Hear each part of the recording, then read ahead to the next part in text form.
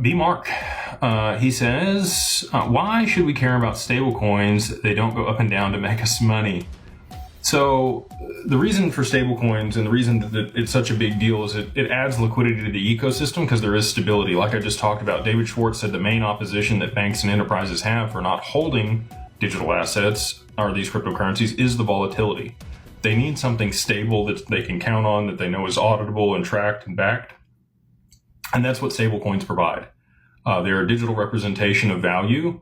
It allows banks and institutions to drive demand for treasuries. That's the other big piece of this that I think a lot of people miss.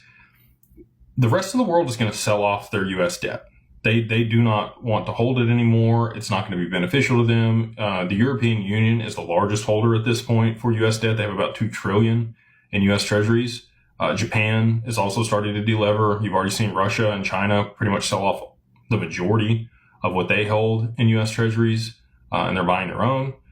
So, in order for the world to kind of progress to a multipolar system, you're going to have domestic demand for the treasuries. We've done that with war bonds and other things that were patriotic in the past for retail, right? But at this point, with the Stablecoin Act, you have real institutional demand domestically here for treasuries and U.S. debt. And that's good for our economy to be able to stabilize that, because that is really the bedrock and the backbone of the financial system as it sits today. I think that'll move to XRP over the long term.